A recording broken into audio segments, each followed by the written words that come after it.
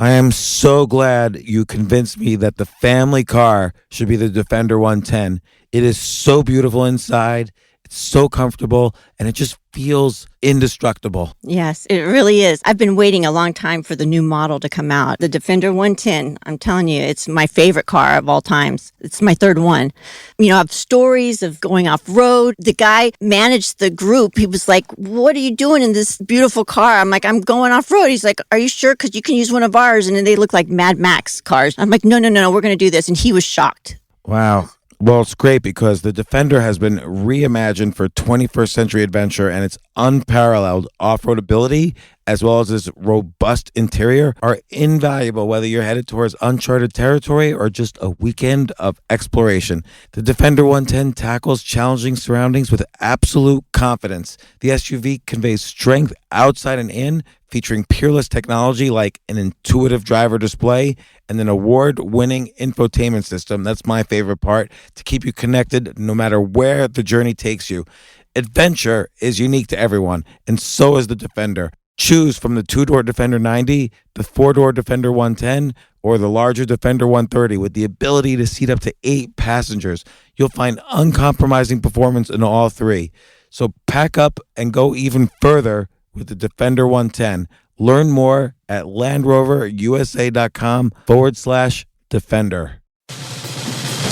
These days, we're all investors, trying to be smart with our money despite our worst impulses. But at iShares, we believe that deep down inside of every investor is a better investor. One that's just waiting to be let out. Explore iShares ETFs and insights and let your best investor out. Visit iShares.com for more information.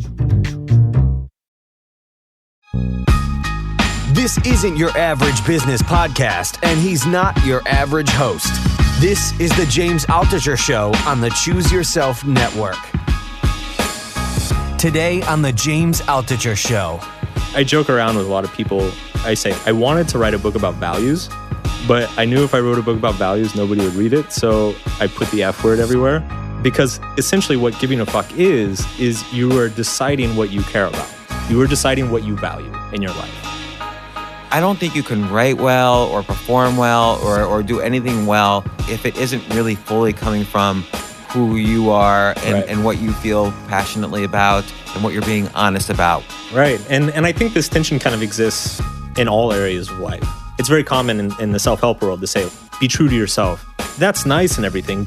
We live in a society where we're interdependent on each other in many ways. So there's this constant tension of paying attention to what you yourself want and what's also like good for the community around you. And that's hard. And I think a lot of people who suffer, it's because that balance has gotten out of whack too far one way or the other. Either they're constantly people-pleasing or they're constantly selfish and self-absorbed.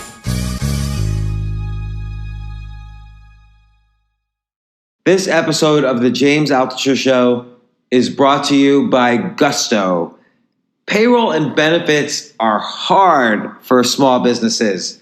You don't have time to be an expert in things like taxes and regulations. You're busy selling your product and having ideas and managing people. And old school payroll providers just aren't built for the way you work in today's world. Gusto is making payroll, benefits, and HR easy for small businesses. Modern technology does the heavy lifting for you, so it's easy for you to get it right.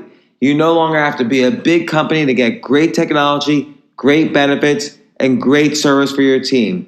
To help support the show, Gusto is offering our listeners an exclusive limited time deal. Sign up today and you'll get 3 months for free once you run your first payroll. Just go to gusto.com/James.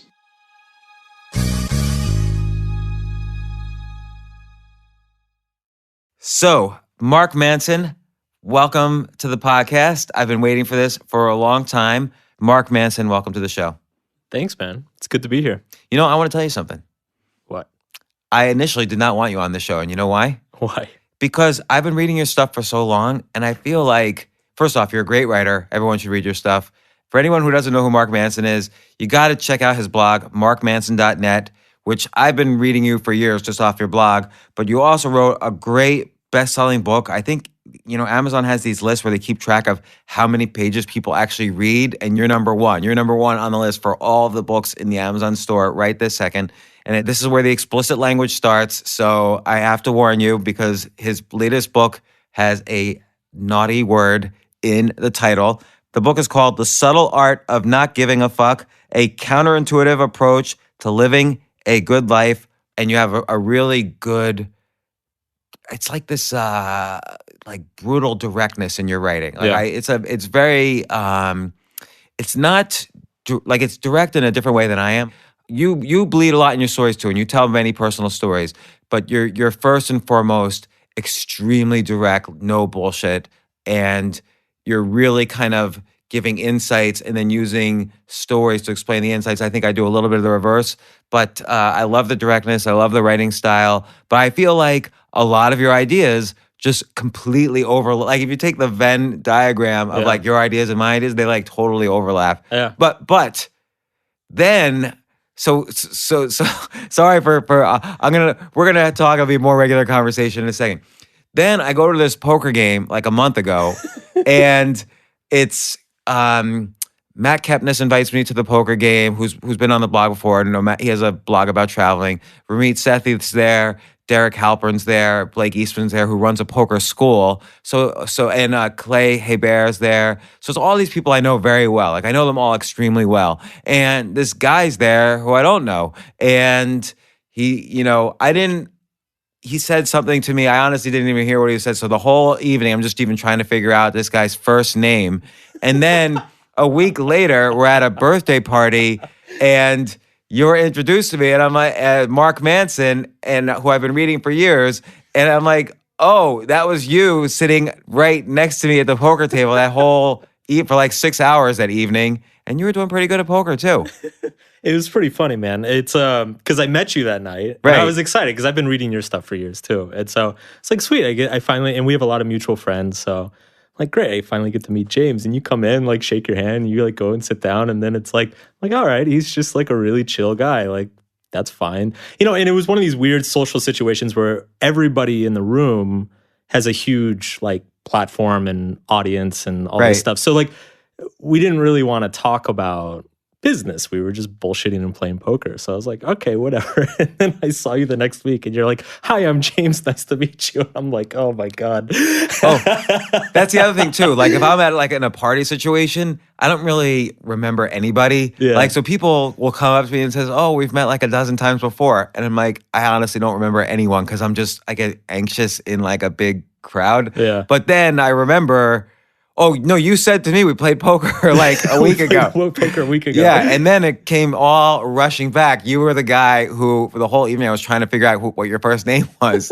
Because I've seen your photo on your site, and you look like your photo, but, no, everybody... Yeah, you don't put two and two together. Yeah, it's hard to know. Yeah. But, by the way, I did start reading your blog when that post... The Subtle Art of Not Giving a Fuck went totally viral and everywhere. And then I went back and started reading everything on your blog. And it was a great article, which I guess they called you up and said, hey, can you please add 250 pages to this article and we'll make it a book. And you did. And it was a great book. Like this book is like, there were some passages that are highlighted like almost 5,000 times. Like people are really getting a lot of insight and advice into this book. And I would say, let's talk about this. I'll talk about one of the concepts which is really dear to me, and which you kind of, it's the whole idea of not giving a fuck, but it's part of that is also being okay. You kind of challenge the word mediocre, I feel, and I think that's a really important insight in our A+ participation trophy society, right? Which is like, oh no, we all have like this purpose that's somehow like this secret inside of us that we have to unlock, and then we're going to be suddenly the greatest in the world. It's like all 7 billion people are going to be the greatest in the world at that one geniuses. special thing, right? Yeah, and I think it's a real cause of depression. I see from emails I get, and maybe you see from emails you get. People are like, oh, I'm 27, but I feel like I've failed in life because I haven't figured out my passion. I don't know what I'm going to do with my life. But it's not just 27-year-olds. It's like also the person sitting in their cubicle at age 55 who's divorced and unhappy and wants a new start in life, but they feel like they can't just do it. They have to there has to be like fireworks and explosion that happens in order for it to push them, into something. Sure. So anyway, now Yeah. the subtle art of not giving a fuck. Right. How'd you start thinking of that? So it's actually like most great ideas. It came about with a little bit of alcohol. A lot of my ideas for articles, they start out as just like conversations I have with people, and often with friends in a bar or something. And whenever I'm like talking with somebody about something, and I have like one of us says something that kind of sticks, and it's like, wow, that's really good. I pull out my phone and I jot down notes. That's really good advice. Yeah. So okay, so I can now just picture like you're in a bar, Yeah. and someone's just like leaning over the bar, like about to throw up, and he's like, you know what? I just don't give a fuck, and you just start jotting it down, or like what happened? Well, I honestly think it was like one of these things after like 3 or 4 beers. A friend and I were joking around, and I was like, there's a subtle art to not giving a fuck. It's not easy. Like that's really true. There's subtlety there's is nuance important to it. Yeah, there's a subtlety to it, and I was like, wow, that'd be a great post. And so I jotted it down. I have this Google Doc file that's like it's just this like vomit of dozens and dozens of random ideas and crap that goes through my brain. And so yeah, I went to it maybe 6 months later and looked at it again and was like really inspired by it. And I was like, you could actually tie this into a lot, because essentially when we talk about giving a fuck, like I joke around with a lot of people. I say like, I wanted to write a book about values, but I knew if I wrote a book about values, nobody would read it. So I put the F word everywhere, because like really essentially what giving a fuck is you are deciding what you care about. You are deciding what you value in your life. You make that point, and it's a very important point, because that I guess I didn't fully connect the dots, but that's where the subtlety is. Yeah. Which is that it's not you're not saying, and you underline this very carefully in the book. You're not saying don't care about anything. Right. You're saying make sure you know what you're giving a fuck about. Yes. So and by the way, props to your publisher for HarperCollins, Right. Harper One for letting you use this word in the title, and you use it all throughout the book. And obviously people didn't care because it's the most widely read book right now on Amazon. But you do like I feel when I get into the danger, I feel we all get into the danger zone sometimes. Like, what does this person think of me, or how many likes is this post going to get, or how many comments, or how many downloads will this podcast have? Like, there are kind of irrational things that we give a fuck about, because it's the metric by which we sort of choose a tribe we're going to belong to, and it's the metric by which we rank ourselves in the tribe, and that's what humans have been doing for 200,000 years or millions of years. So, okay. So I mean, it's the key word is the subtle part, and I think a lot of people, they get so caught up with the F word, like they don't realize that, because when you start thinking about, okay, what do I care about? Like, what are my values, and what is worthwhile? Like, what is worthy of me giving a fuck about? It's actually a really hard question to answer well. Like, there are many things in our lives that we care a lot about, but it's maybe we shouldn't care that much. And then there are other things that we don't care much about, but we probably should. But it's hard to distinguish the two. It's hard to know, like something as simple as like, we put a couple posts online and they don't get shared or liked a lot. On one level, it's like, yeah, I shouldn't care about that. I shouldn't base my happiness on how many people are clicking and sharing my stuff. But then there also comes a point where it's like, all right, well, if I'm writing stuff that doesn't resonate with people, then that's like a serious issue as my career as a writer. Right. So there's a lot of nuance in here that we have to be able to look at and kind of prioritize things and understand, like you use the word metric, and it's a word I use a lot in the book, like decide what our metric of success is specifically, because a lot of us just take whatever kind of society tells us and assume that's what success is. It's a very interesting thing, because on the one hand, I don't think you can write well or perform well or do anything well if it isn't really fully coming from who you are and, Right. and what you feel passionately about and what you're being honest about, which you allude to throughout this book and even your earlier book, which we'll talk about in a second. Yeah. But at the same time, though, if you're any one of these things, you really do have to, there is some level you have to care about what the audience thinks, or else why are you doing what you're doing? Now, sometimes for me, if I write a really good post that I feel deep down, this is good, Mhm. I can't avoid caring a little bit about how many people are engaging with it. But other times, I just really want people to engage with it. Like you Right. have to, there is a balance. Right.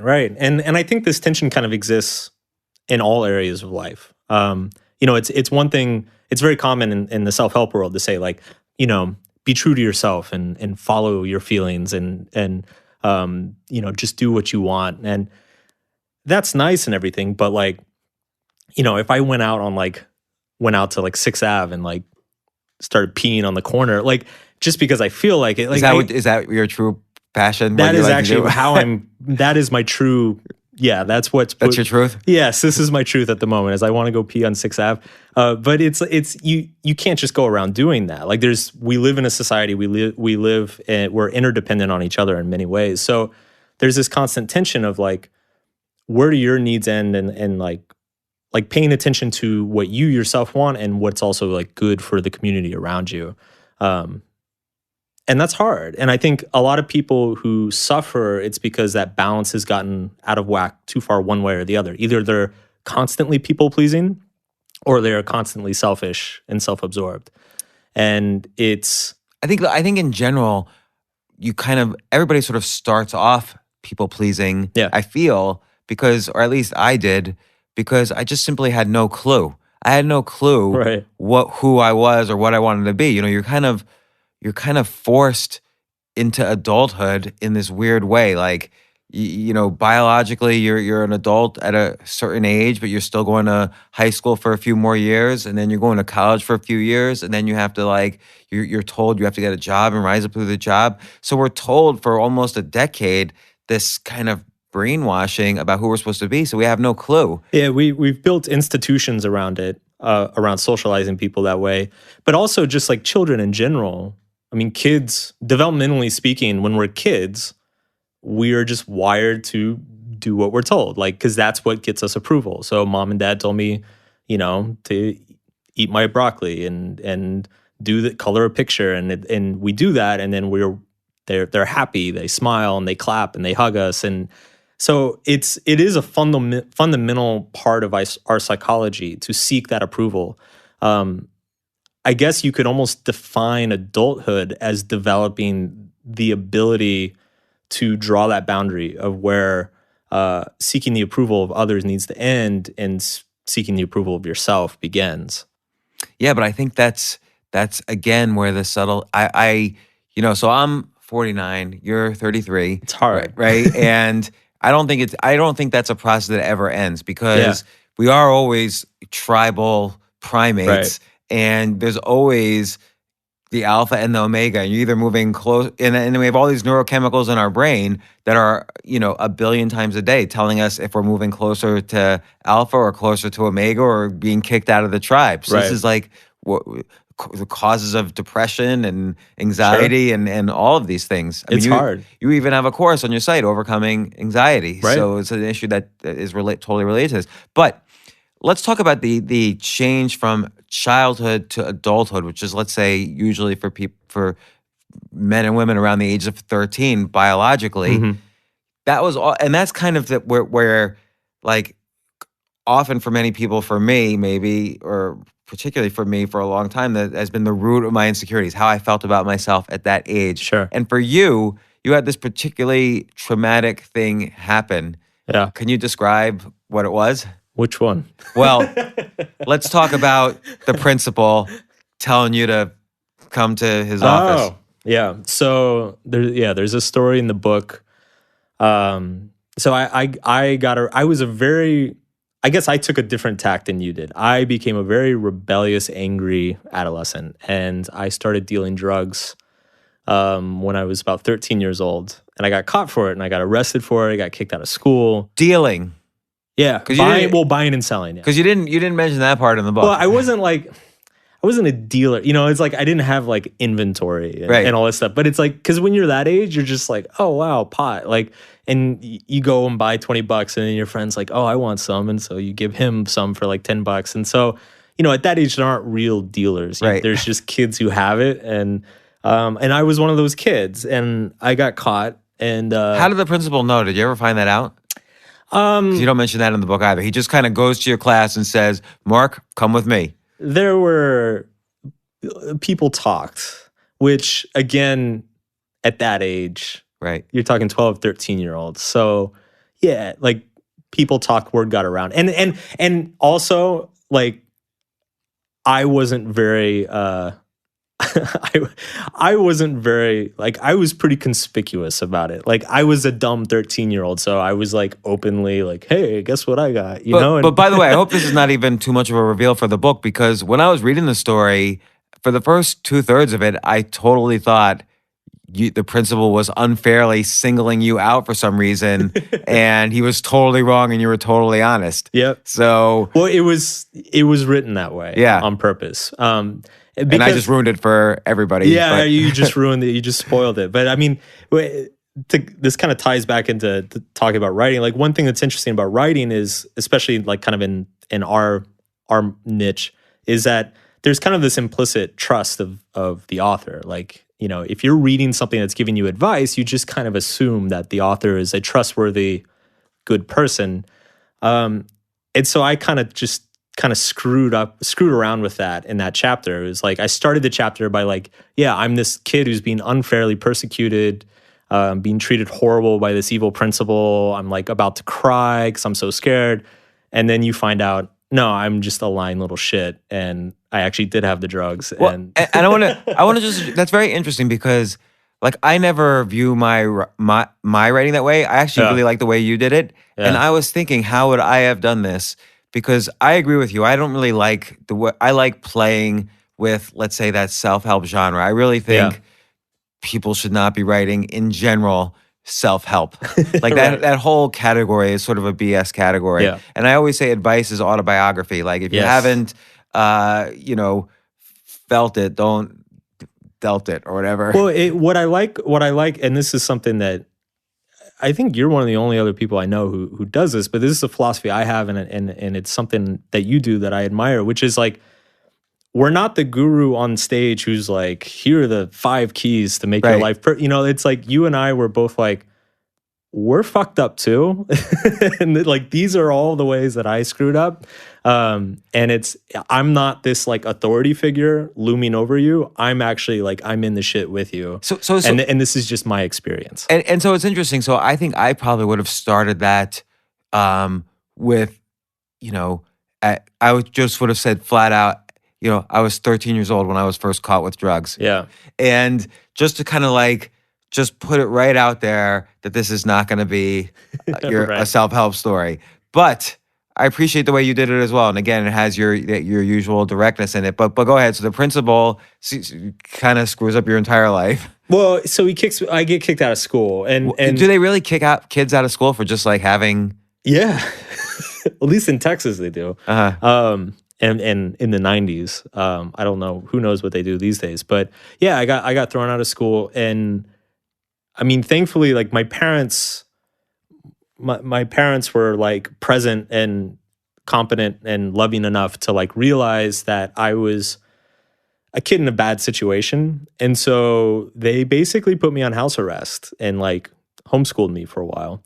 The problem is that they got divorced like 6 months later. So it's like what I say in the book is like within a year, I lost my freedom, my social circle, and my family, like all within a span of. Why your social circle? Because they realized that the kids I was hanging out with were involved in this stuff too, and so my parents were like, "You are not allowed to see any of your friends anymore." Well, what do you think they could have done? I mean, they were, as you just described, they were trying their best, and they were also going through something. Yes. What do you think they could have or should have done, even just slightly differently? I think they definitely made the right call in terms of, I guess, like the logistical questions. They made the right call. They were right to cut me off from the kids I was hanging around with. They were right to keep me at home. And then they put me in a private school the next year, which they were also right to do. So I think they did a good job of that. My big complaint, and the thing, I talk about it briefly. I have like maybe a paragraph or two about it, about my family life. The thing that my parents were really, really bad at, and I spent much of my early adulthood like trying to figure this shit out. My family was very bad at just talking openly about their emotions. So the joke in my family is that the house would be on fire and like one of us would be like, "Is it hot in here?" And the other one would be like, "It's a little warm, but no. Why do you think it's hot?" "No, I don't think it's hot." And it's meanwhile like shit's collapsing around us. And so that was the problem. Like really, really difficult, painful stuff was going on around that time. And my parents were both very bad at talking about it openly. And my brother and I, as a result, grew up without the tools to really talk or deal with it. And one tool in particular, which I think many people can relate to, is it seems like the way you describe it, you never really had somebody kind of enthusiastic about validating you, about saying, "Mark, it's okay. You're good. We're going to deal with this. We love you. We're going to, figure these things out and do these things and so on." Yeah. I mean, the problem with my parents was, so they're both very smart people and they would say the right things. And I think they intended the right things. It's just that I don't think they necessarily had like the emotional toolkit to deal with what was going on themselves. So they would say stuff like that. They're like, "We love you. It's not your fault. We're going to make it through this. If you ever need anything, talk to me." But it's like, meanwhile, they're kind of emotionally shut down themselves too. Well, I mean, also they were going through, if they got divorced just 6 months later, that means for probably the prior year or so. Oh yeah, their things were marriage had been bad for a disintegrating. while. Yeah. Well, why did they get divorced? Essentially, just because they couldn't talk about their problems. Like they, and I can see it now that I'm an adult. I can kind of see, I think in relationships, what you want to look for. So there's a quote that I love from an artist. He said, the trick to a successful relationship is pathologies that complement one another. So it's like your craziness like compensates for her craziness and her craziness compensates for your craziness. And I think you can get situations like that, where it's like, okay, he's like really shy and introverted and she's really outgoing and confident. And so she can kind of like compensate for that and help him out. You get a lot of dynamics like that between two people.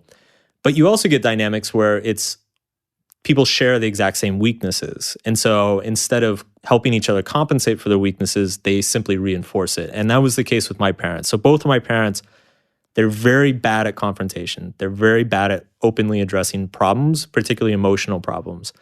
And so my mom is constantly trying to avoid, like there's something's wrong in the family, right? And it's my mom has all of her like avoidance mechanisms and my dad's got all of his. And instead of calling each other out on them, they're just kind of perpetuating, like reinforcing each other's ability to avoid it. And from what I understand, this went on for most of their marriage. So how do you think couples can recognize or address this? I think, so what's interesting is I think everybody has, so look, we all like, or we all don't like stuff that feels bad. Like that's a very obvious statement. Like none of us like confrontation or like dealing with problems. I think one of the key things is that we all have our own patterns of avoidance. And I think my mom and my dad have very different patterns. And I think that's probably a big part of like why they couldn't spot it in each other. So in my dad's mind, he's like, all right, well, I'm around for vacations and I'm around to like talk to the kids. So I must be doing a good job. And in my mom's mind, she's like, well, I'm taking care of all the house stuff. And, but like, so in her mind, everything's going fine, but it's like, they're not addressing each other's patterns. Which I think, by the way, that dynamic is very common with, husbands and wives and just how traditionally kids were raised, but now the traditions are changing, so it becomes a lot more problematic in couples. Yeah, I was talking to, I've got a friend who's a therapist, and I was talking to him recently about just this kind of stuff. And I was saying, it's funny. I think a huge component of simply like having a good relationship is understanding the other person's psychology, like understanding, like not just what they like, what makes them happy, what kind of gifts do they prefer, or what do they like to do for fun, but also understand like what are their insecurities, how do they avoid problems, what do they use to numb themselves, because we all use something to numb ourselves. And so if you can like spot those things in your partner, then you can kind of be like a lookout guard for each other. Like you can kind of call it out. You're like, hey, you've been avoiding like I think you're avoiding this thing. You've been acting this way the last week or two. Like, is something wrong?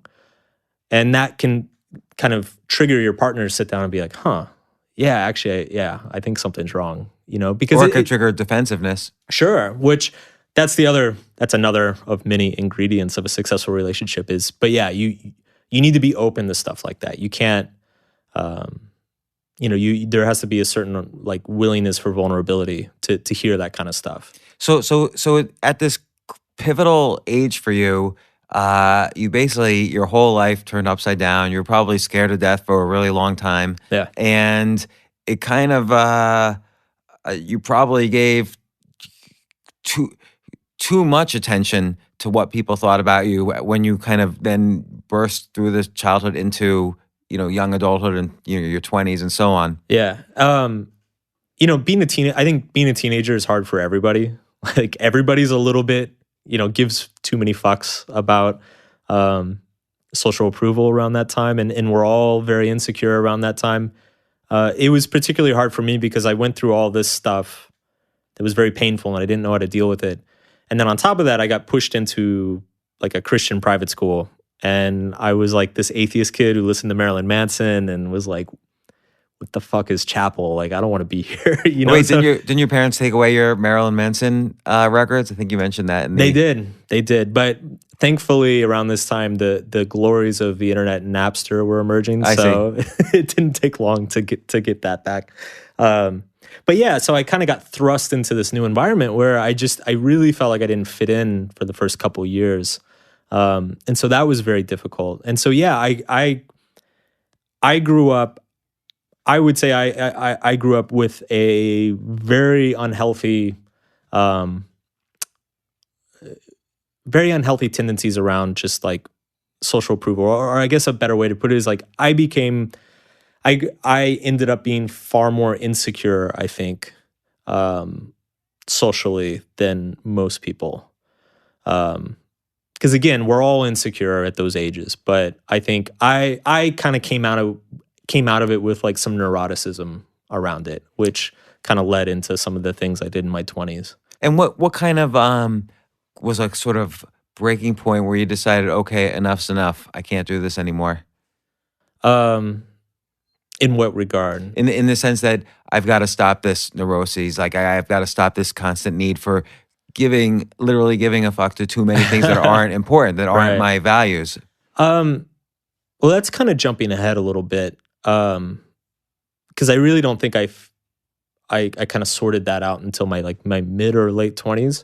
I will say this: when I got to college, things got much better, but I basically became like the party guy, and I developed a fixation on my relationships with women. Was just like very obsessive, not about the women themselves, but just like I was this like bottomless pit of approval seeking. I wanted to hook up with as many as possible. I wanted to sleep with as many as possible. I wanted to date as many as possible, to the point where it's like it legitimately interfered with other areas of my life. Like it was an issue.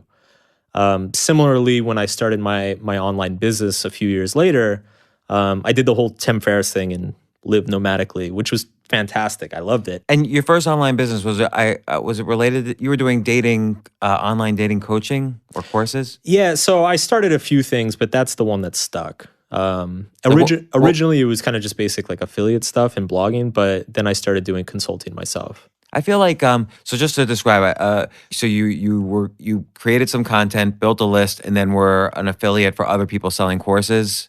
Yeah, so So yeah, so I graduated school in '07, which was a great time to graduate school because there were no jobs.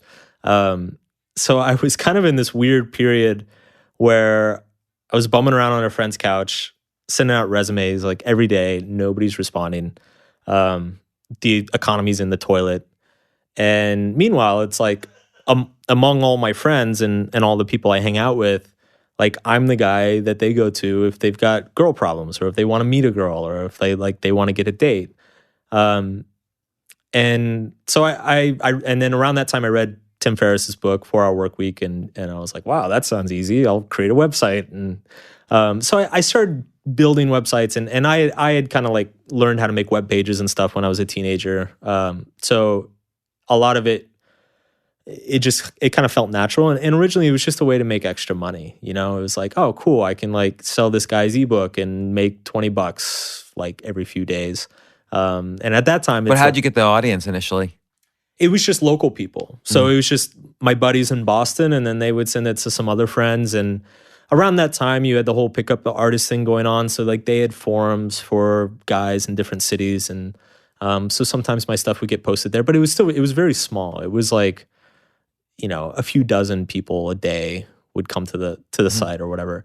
I didn't really see it as like a serious opportunity until like a year or two later.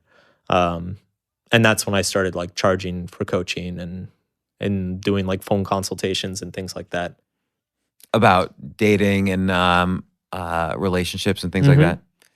Yeah, initially, yeah, it was... And you were kind of like sort of different from the usual pickup artist scene, which is a little bit, I don't want to say scammy, but... grimy. Your first book is called Models Attract, women through honesty. Right. Yeah. So I was like I had read The Game in a couple of those books. Like I read Tucker Max's books and Neil and Tucker, good friends of the podcast. Yeah. And like I enjoyed their work, but like it took me a while to discover that there were people who read that stuff and they kind of like latched onto it like kind of a religion almost. It was never like that with me. Like I kind of read it more as entertainment. Which I think is how it was really intended. It was intended, Yeah. right? Tucker, first and foremost, is a great writer. And I think people really get confused. It's just like Hunter S. Thompson. People get really confused reading their stuff. And or Charles Bukowski. Again, they get really confused and conflate the personality of the realist character in the book with the writer. Right. And they're different. Like Hunter S. Thompson, Bukowski, Tucker Max, Neil Strauss, these are great writers first and foremost. Right. And they're descriptive. They're not necessarily prescriptive. Right. You know, I feel like Neil probably wrote The Game initially as like almost like a warning. Like, hey. And he's a journalist. Yeah. Like that was his exactly. background. It's like look how deep this hole goes. Like this can be pretty fucked up. So it wasn't until I had been doing this for a while and I decided to kind of start taking it seriously that I realized that there was this whole world of guys who were like crazy about this stuff. And so that's kind of where the coaching started. And I quickly realized, so back then particularly, a lot of the pickup artist stuff, it was all like, remember this, like memorize this line. And when you get a girl's phone number, you text her this and make her text you. It was like all these like games, like these like little manipulation games. Did that stuff work? If it did, this is what I would always tell guys. I would say, if that stuff does work, it's only going to work on a woman who is like so insecure herself that like you're not.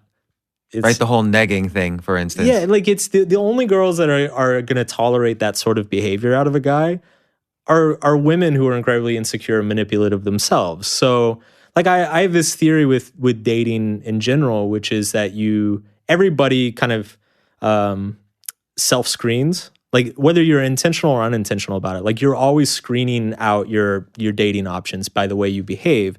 So for instance, if you got a guy who is really misogynistic, thinks women are like lying, cheaters, and deserve to be in the kitchen cooking all the time, and he goes out and tries to get a date, all the women who respect themselves are going to be completely disgusted by this guy. The only ones who are going to be like, oh, this guy sounds like a, are the women who are lying cheaters who like want to spend all their time in the kitchen. So it's like you end up attracting what you put out. And it's similar to the law of attraction, but we don't have to get into all of that. But like you just sociologically from your behavior, you determine the values of the people you end up meeting. So yeah, if you're memorizing all these lines and playing all these games with women, you're going to find women who love to play games and like do these power struggle things with you. And, which then causes the pickup artist guys to be like, oh man, like I need new techniques to like get the next leg up on the women that I'm dating. And so they go out and spend another like $500. And I think a lot of those guys just didn't see that. And so I kind of took it upon myself to try to be the one who would get through to them like, hey, it doesn't have to be this way. You know, you can be an attractive man while also like maintaining your integrity and not, you know, fudging who you are, like performing for people, which is what a lot of that industry was about. So that kind of became my rap, you know, after I'd gotten deeper into it. Let's stop to take a quick break. We'll be right back.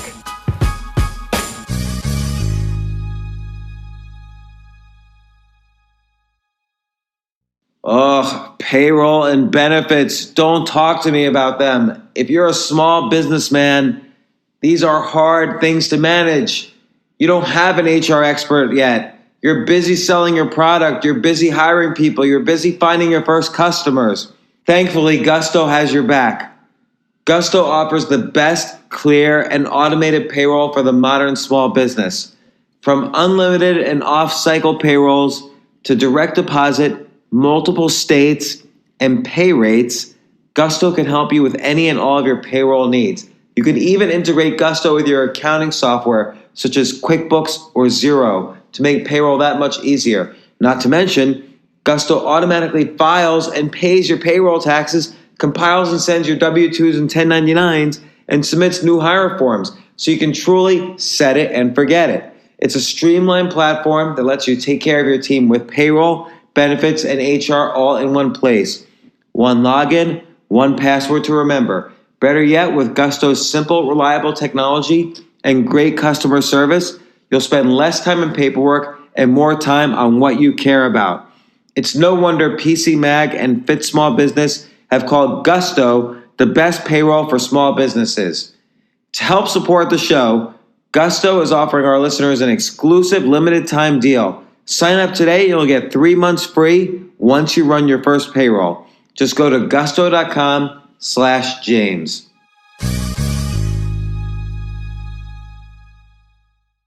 So you were traveling around to cheaper countries so you could live off the profits from your online business. Yep. You were doing this, and then, you know, you started to get more and more, it feels like you started to get more into taking your writing seriously, Yeah. which I think probably directed how your values were changing as well. Yeah. So, I mean, writing, I find, or any kind of self-expression, I find to be really almost leads the way rather than, you know, in terms of finding your values, rather than the other way around, like, oh, I'm going to hear my values, so now I'm going to write about them. I think when you express yourself, it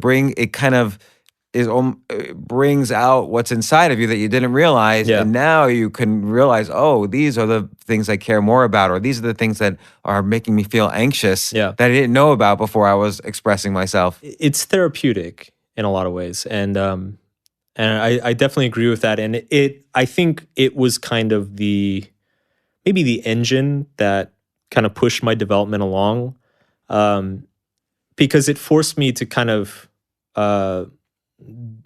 you know, decompress and deconstruct a lot of these experiences that I was having. I was having like crazy experience. I was visiting all these countries and going out and partying all night and meeting all sorts of interesting people. And so, and that, especially particularly the first couple of years at travel, it really challenged a lot of my assumptions and beliefs about, you know, culture, relationships, what people consider intimacy, because all these things change depending on where you are in the world. And so did you ever feel like, oh, here's a nice girl I just met, I would love to get to know her a little longer instead of the usual whatever. So this is another neuroses that I had.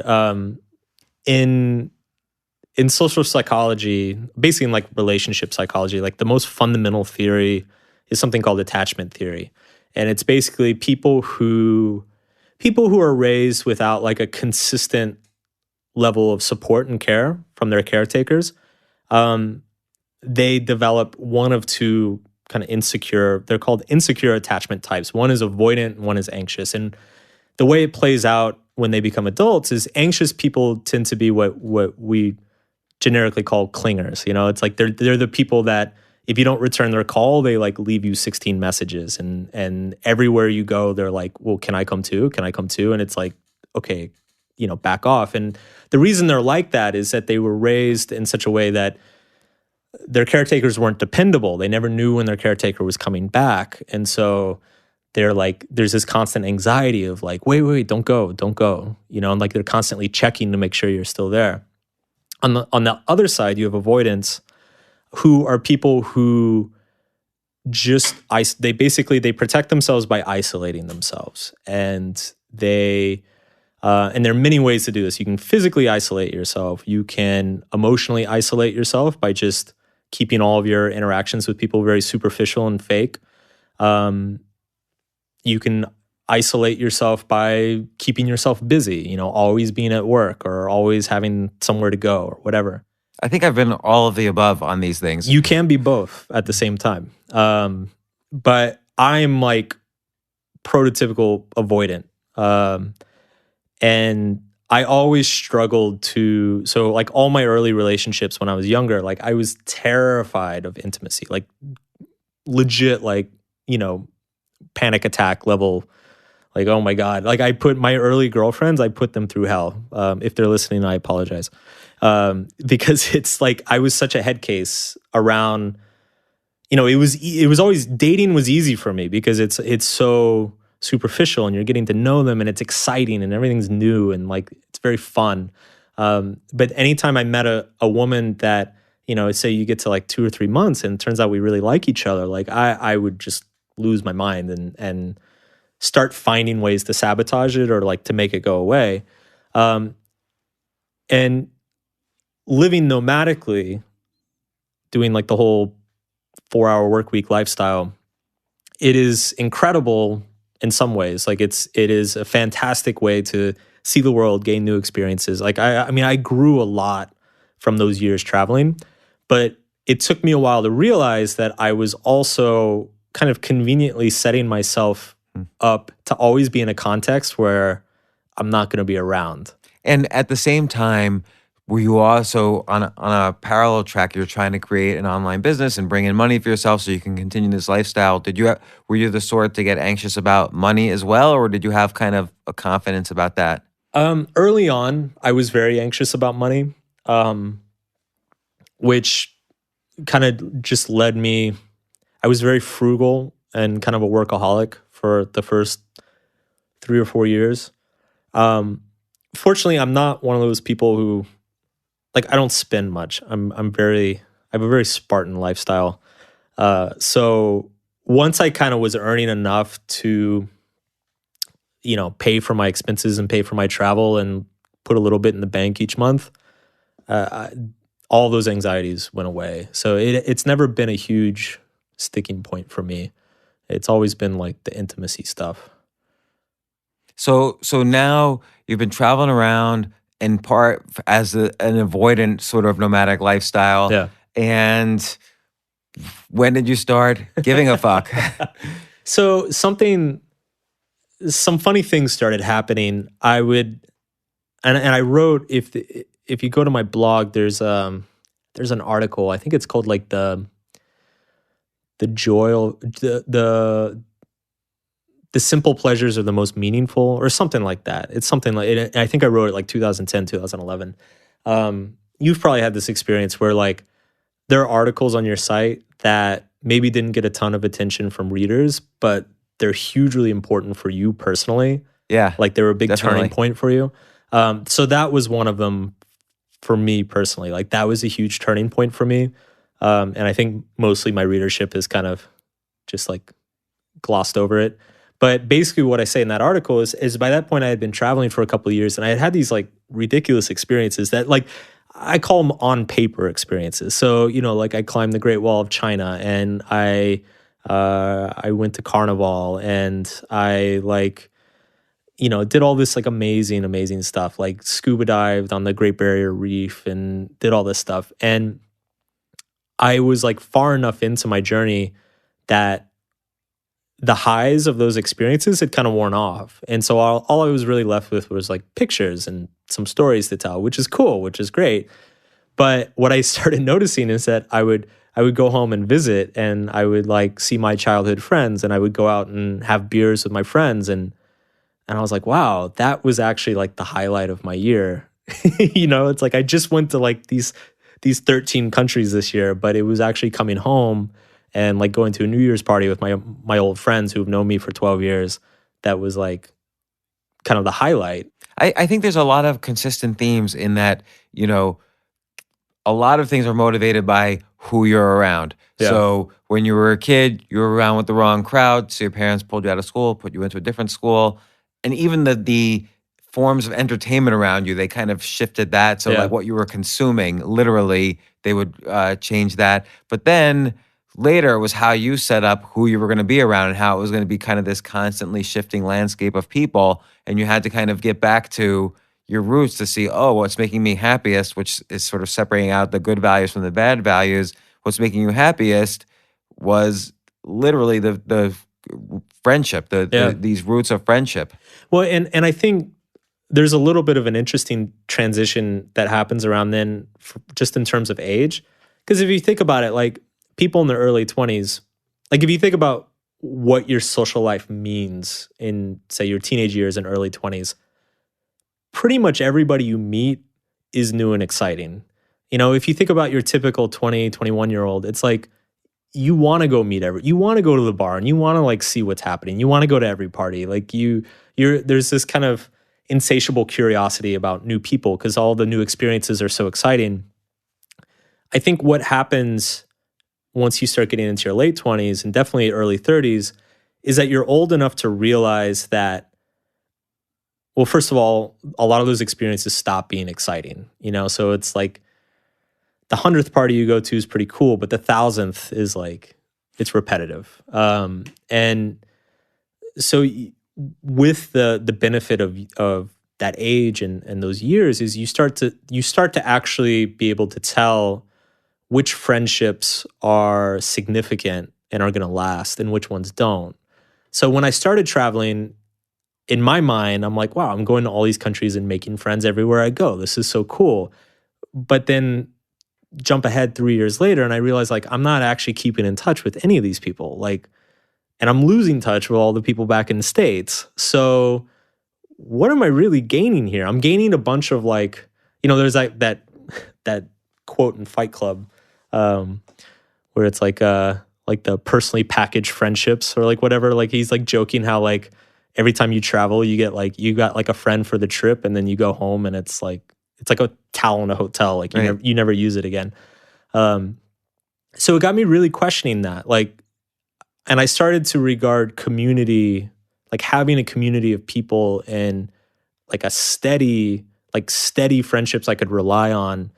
I started to value that in a way that I had never really valued before. I think it's important too because let's say in your 30s, when people start settling down with families, it's actually very hard to build new friendships. Yeah. And it's still just as important because we need that community. Again, we're tribal animals. Yep. And that's part of the whole, validation and tribe thing. But it becomes more difficult. Yeah. And in your 40s, even more difficult. Like it always gets more difficult until your 70s. I think it gets more difficult because then you move into an old age home and then it's easy again. Yeah, so easy. It comes full circle. It's funny though, because as with a lot of these things in our lives, like I was the last person to figure this out. So people around me were kind of like telling me this, they're like, don't you miss like having like regular friends around? Don't you miss your family back home? And I was like, nah, well, whatever. Like I'm going to Tahiti and, it's always like looking forward to the next thing. And I started to notice that I started, to be frank, I started like getting depressed. I started like just being bummed out frequently. And what I noticed is that whenever I would stay somewhere for a long period of time, so if I stayed somewhere like say like 6 months, it would be incredible and I wouldn't want to leave at the end of it. And I'd go somewhere for 1 month and I'd be like, why did I even come? Like, I didn't even enjoy it here. And so I kept like extending my stays everywhere I went, and until finally, like it hit, after a couple of years, it like hit me. I'm like, oh, idiot. The reason I want to stay is because I actually like put down roots and like had a community of people that I saw frequently. And so that's when I was like, it's probably time to settle down somewhere, which was great. And as soon as I moved to New York, it was like, wow, why didn't I do this 2 years ago? So, and that's, it's probably around then you wrote The Subtle Art of Not Giving a Fuck, the original blog post. Yeah. And what led to, that and the advice all around it. Well, let me just ask you from my point of view, I find, as much as I try not to, because I realize it's important to focus on the work and if you're producing a product that other people are going to be consuming, whether it's a technology product or an artistic product or a creative product or advice product, you have to care a little, right? Which we talked about before, but there's this balance. And I get like, for instance, nervous if I don't I publish every single day. I've published every single day almost for 15 years straight. It's crazy. So it's crazy. And I don't Cheers even to feel you, like doing it anymore. but I feel like, I get this thing in the back of my head. People will completely forget about me if I don't publish every single day. And then you start looking at the engagement, all that. Now that's an extreme. I don't do that. I don't have that thinking every day. Right. But when I don't have that style of thinking, it's because I'm consciously aware that, I don't need to think that way. But what are kind of steps in place so that I, for instance, wouldn't care as much? Sure. So, I mean, I struggle with this. It's nice because we're both in the same profession, so it's easy for right. It's an easy example for me to talk about. I struggle with the same thing too. Like, I go through periods, weeks or months, where it's like, wow, I don't want to create any articles, and I feel the same insecurities. Like, oh crap, my traffic the last 2 months is like lower than it was before, and you start getting all these irrational fears in your head. Like, well, what if I've peaked? Like, what if in 5 years I'm like, nobody's gonna remember who I am and nobody's gonna read me anymore? And just to sorry for interrupting, but one time, and this has always been I always ask people this because it's always been a concern of mine. So it's like 3 or 4 years ago, I asked Ice-T, the rapper, I said to him, if you just stayed in your house and didn't talk to anybody or do anything or appear on any TV show, how long would it take before people forgot about you? Like, I asked it just directly like that. And he even had an answer, like within, he had it like ready, 6 months. Wow. Which scared me because he's Ice-T. I don't know if I agree with him. I don't agree with him. I don't agree with him either, but that like threw me for a loop. Yeah, I mean, if you think of your, it's always weird to talk about myself or people like us as brands, but like if you think about like the James Altucher brand, it's like there's going to be a depreciation over time if you're not like doing upkeep, if you're not like creating new stuff. And it's a legitimate question, like how fast does that fall off? I don't know if it ever completely falls off because there's people like John Travolta who didn't do a movie for like 10 years and then he shows up in Pulp Fiction and everybody's like, oh my God, it's the Saturday Night Fever guy. This is awesome. Are you comparing us to John Travolta now? Is that a good thing or a bad thing? I don't know, but would you like to be compared to John Travolta? Certainly, Saturday Night Fever, John Travolta was pretty good. He was the biggest star in the world at the time. He was, he was on top of his game. I wouldn't mind being John Travolta in Saturday Night Fever. But anyway, it's a constant concern. And, one thing I try, so when I'm in those situations and I feel myself kind of getting caught up in those anxieties and those thoughts, is I try to remind myself, like, what is what's actually the principle here? Like, what am I really doing? Am I just this like monkey who's like fishing for page views and likes? Or like what's actually at the heart of what I'm doing? And the heart of like what both of us are doing is like we're creating something valuable. We're creating content that is valuable to other people, or people enjoy, people get something out of. And so I try to just bring myself to that. All right, just make something valuable. Because once you do that, everything else takes care of itself.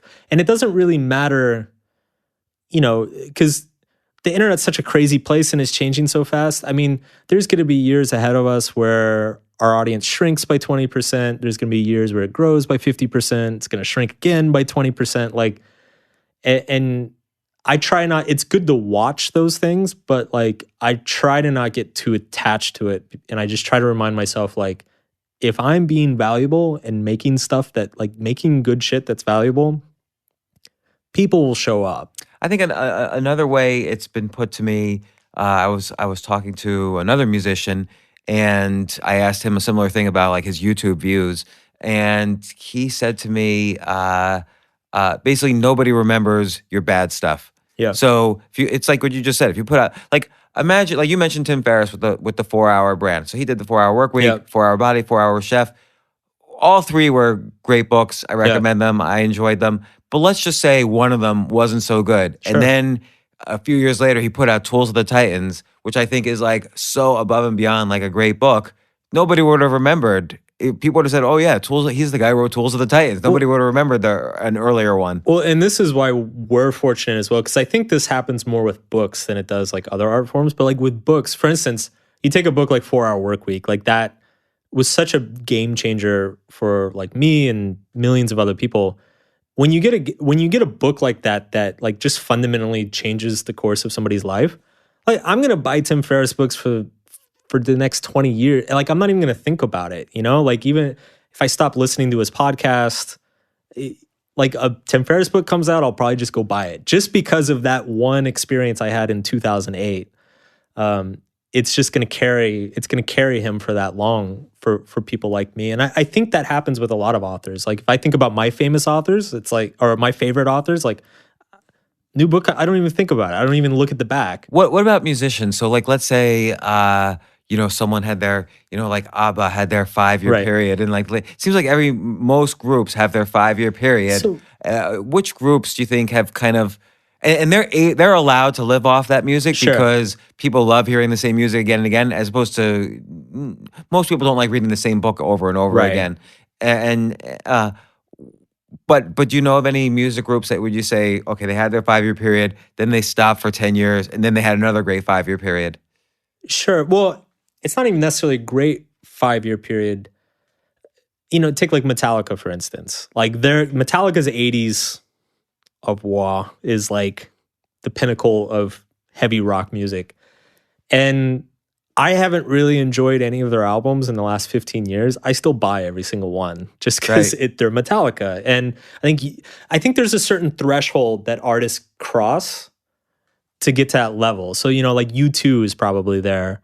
Somebody like Madonna is probably there for a lot of people. The Beatles or the Rolling Stones. If the Rolling Stones put out a new album this year, like millions of people are going to go buy it just because it's the Rolling Stones. And yet, I would say there's probably like an 8 to 10 year period for them where all of the hits that that people know of were done just from like 1964 to 1972, something like that. Yeah, so there's this weird threshold that I think you hit. And I think when you look at books, it's the same thing. Like Tony Robbins puts out a book, everybody goes and buys it. Like it doesn't even matter what he puts out. Like he could put out a children's book and millions of people go buy it. But I like the idea of not wanting to hit that threshold.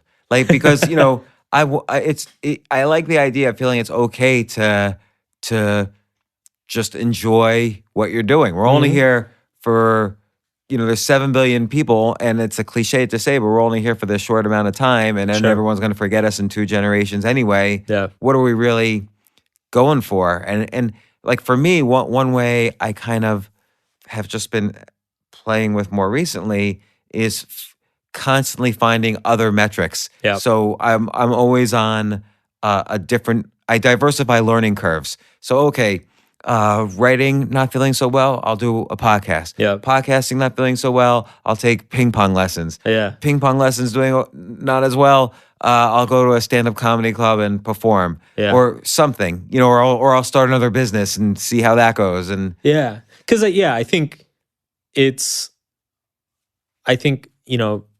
and a lot of these artists that do achieve that threshold, it's interesting because then a certain pressure is relieved off of them. It's like they know they can, like Tony Robbins knows he can transcribe anything and it's going to sell like 1 million copies.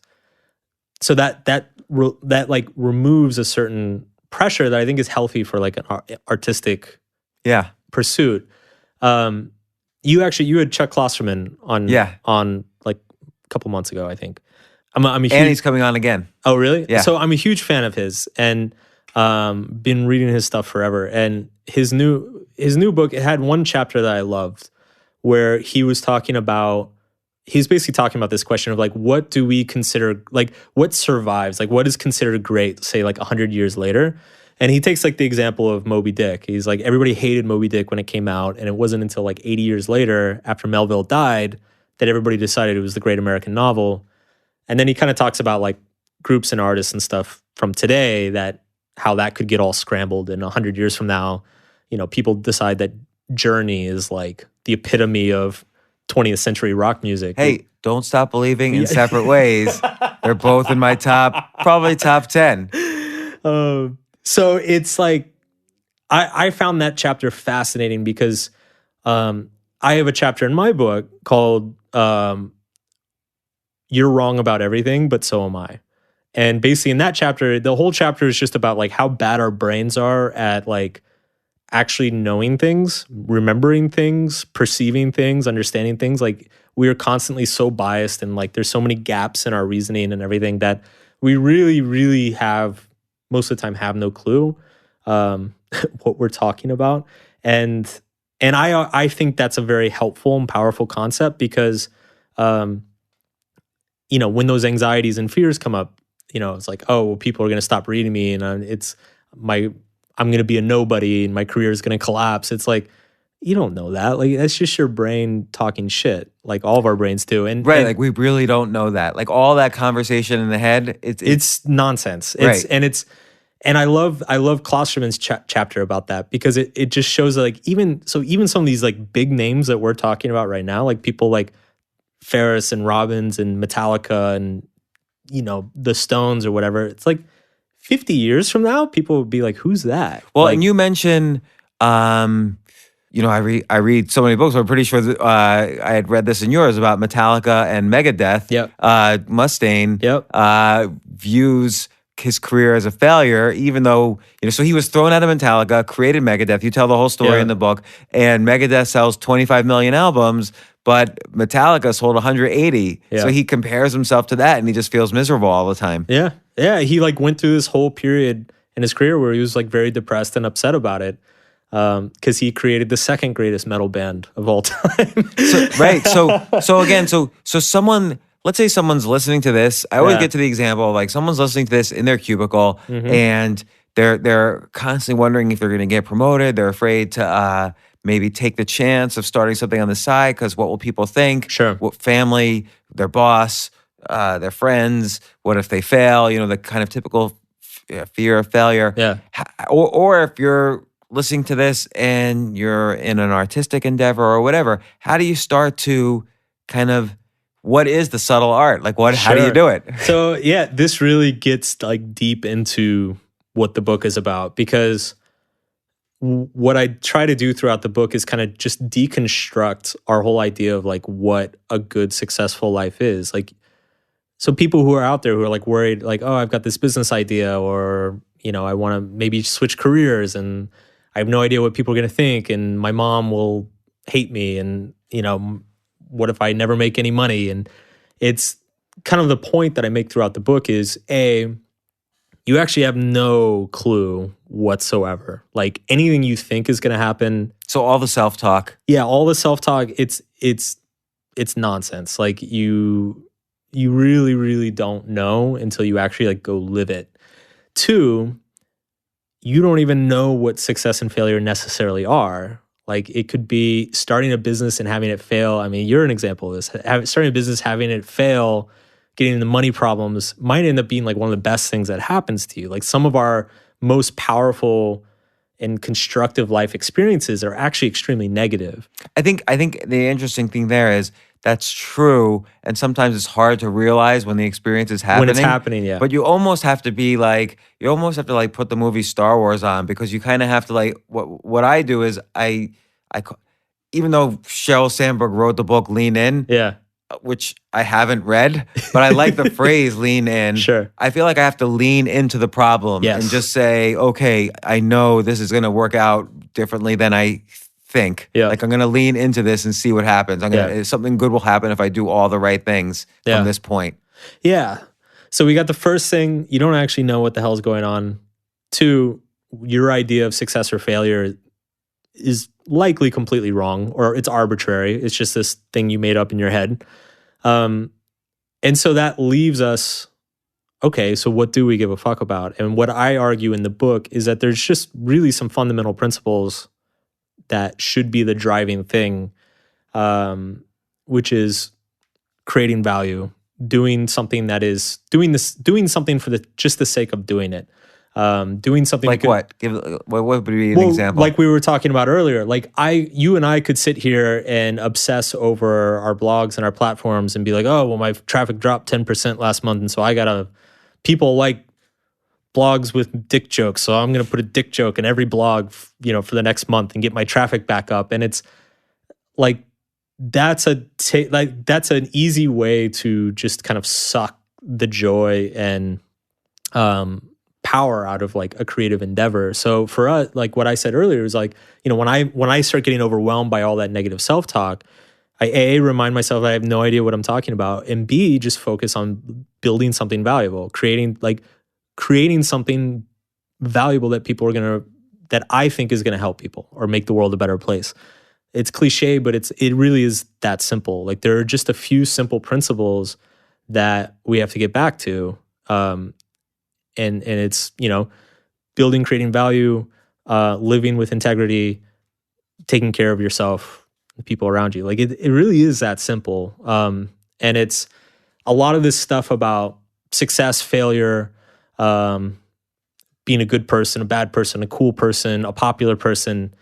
It's just noise. It's very interesting because when you get right down to it, the numbers are almost artificial metrics, which you point out, all throughout the book. But like a podcast might get, let's just say, hundreds of thousands or 1 million downloads, and that might be good or bad.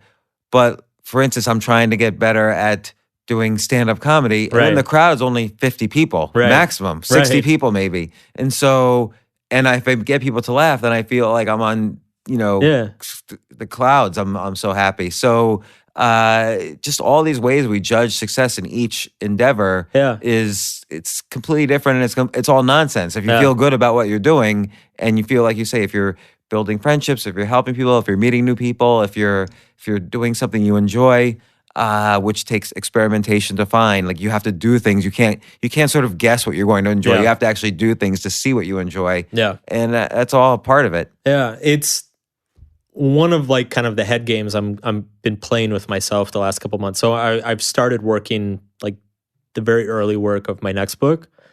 And what's that called? What's the title? It's going to be called Love Is Not Enough. It's going to be about relationships. And it's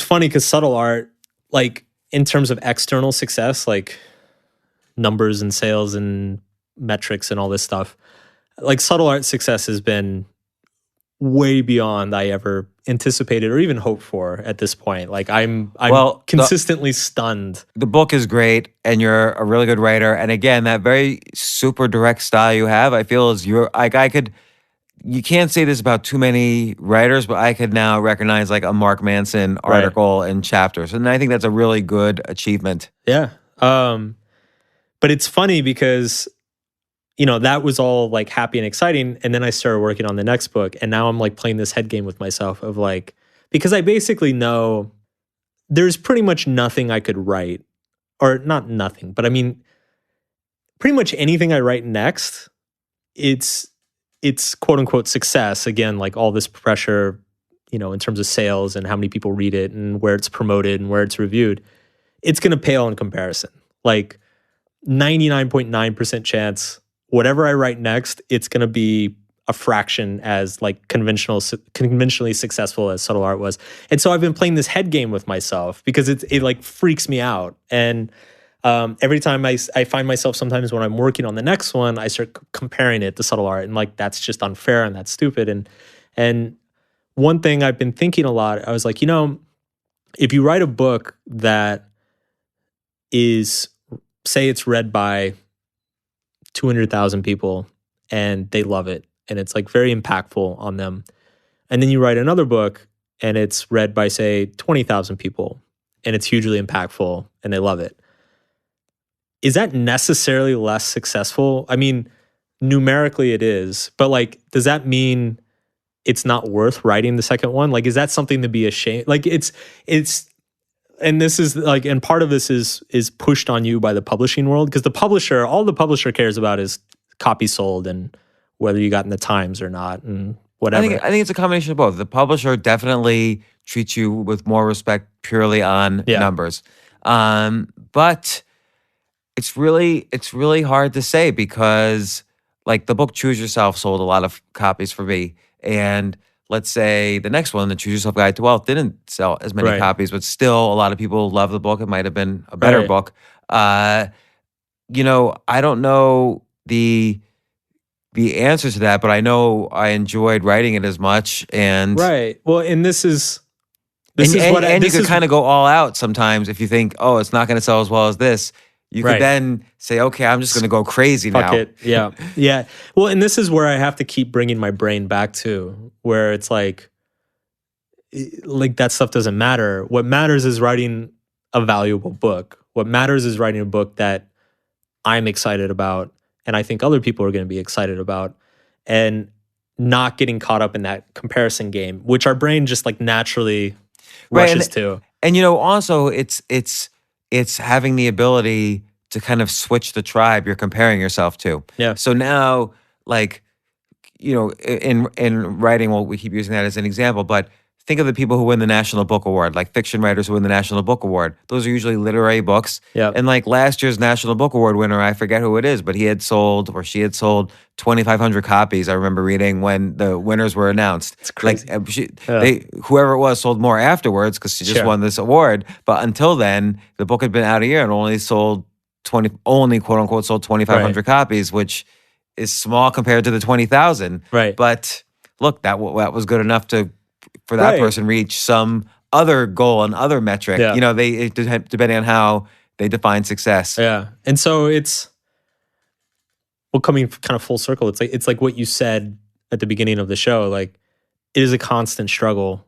Like, you constantly have to bring your brain back to like, no, this is what matters. Like, this is how I'm going to measure myself. Like, I'm not going to, like, you don't have to get caught up and all that stuff if you don't want to.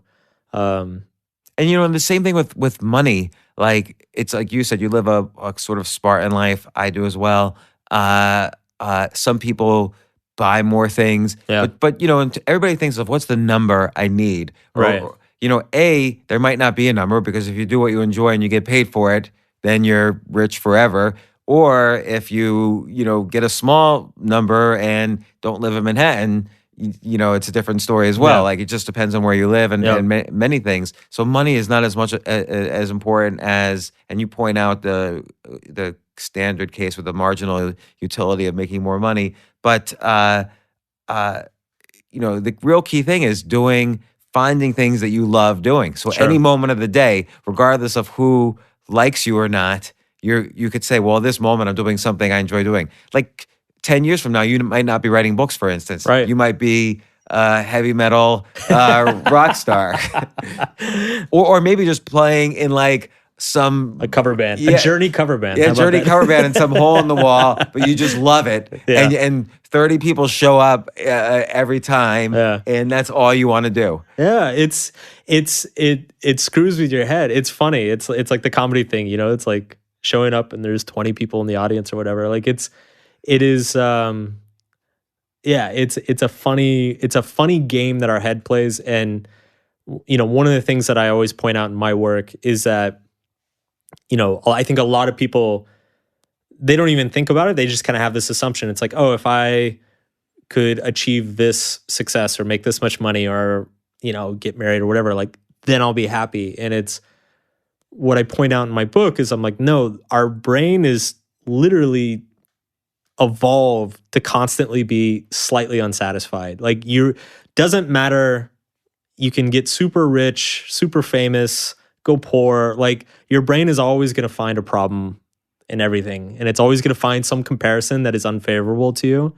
And that's just the way our brains work. And so the trick isn't to like achieve everything. The trick is to simply figure out the game, like figure out the way our brain works and trust it a little less. So a lot of the theme is essentially, trusting the brain a little less, but also having values that you sort of figuring out through trial and error, I guess, what values you do literally give a fuck about so that those are the things you do instead of wasting the enormous 99.9% of the time you spend seeking validation or Instagram likes or whatever, So I think the book's incredibly valuable. You tell great stories all throughout.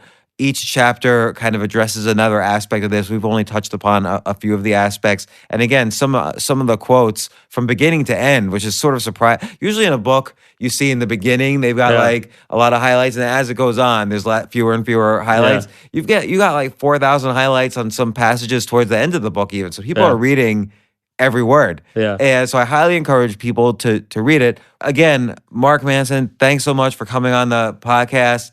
The Subtle Art of Not Giving a Fuck. We've said fuck more times in this podcast than I've ever said before. I've even had like the most explicit comedians on this podcast who say it like every other word, and we've said it more than they've said it. I thought I was toning it down a little bit. You were. I was just calling it what it was, though. I wasn't giving a fuck. Good. So thanks so much for coming on, and I'll see you at the next poker game. Yeah, see you. Hopefully you'll recognize me. I'll remember. Hey, Mark, good to see you. Thanks, James. For more from James, check out The James Altucher Show on the Choose Yourself Network at jamesaltucher.com and get yourself on the free insiders list today. Hey, everyone. Thanks so much for listening to this episode. I really hope you enjoyed the show. Before you go, I wanted to just say thank you to everyone who has rated and reviewed this podcast on iTunes. For instance, I'm going to give like a little humble, it's not even a humble brag, it's like an ego brag.